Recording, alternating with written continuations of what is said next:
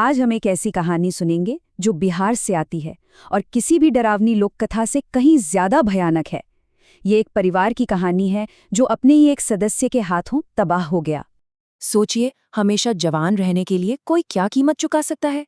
एक औरत के लिए ये कीमत थी उसका सब कुछ, उसका परिवार, उसकी रूह, हर एक चीज। ये कोई मनगढ़ंत किस्सा नहीं है। कहा जाता है कि ये बिहार के एक परिवार की सच्ची और बहुत ही दर्दनाक आपबीती है।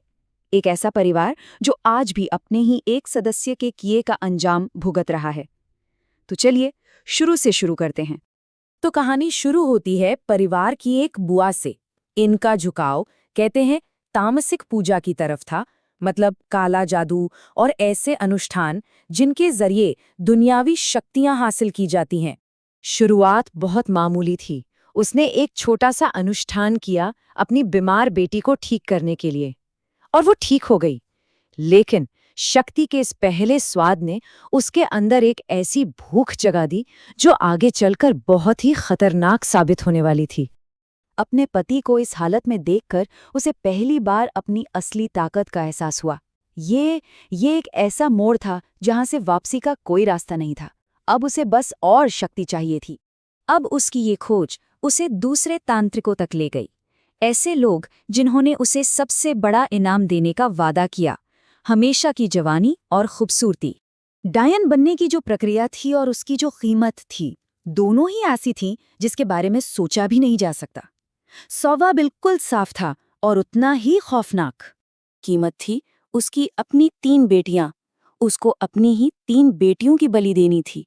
और हैरानी की बात तो ये है कि उसने ये कीमत चुकाने का फैसला कर लिया बस ये सोचकर कि बेटियां तो बोझ होती हैं और वो और बच्चे पैदा कर सकती है।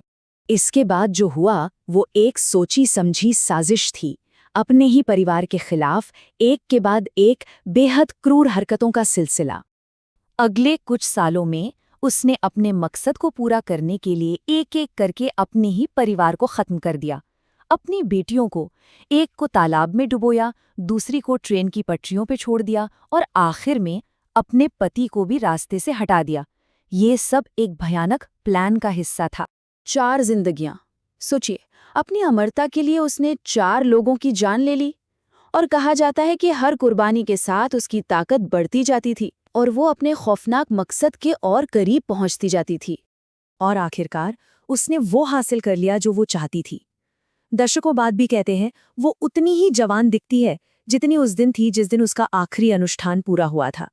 लेकिन इस शक्ति की एक बहुत भारी कीमत थी, बिल्कुल अकेलापन। गांव का हर एक इंसान उससे डरता था, परिवार में कोई बचा नहीं था। उसकी ये अमरता अब कोई वरदान नहीं बल्कि एक ऐसी सजा बन चुकी थी जिसका कोई अंत नहीं था।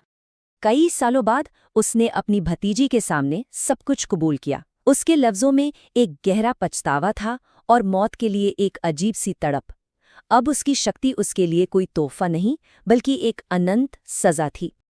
अपनी इस बेचैनी में वो अपनी मारी हुई बेटियों की आत्माओं को बुलाने लगी, ताकत के लिए नहीं बल्कि बस किसी से बात करने के लिए। लेकिन इस कहानी का अंत यहाँ नहीं हुआ।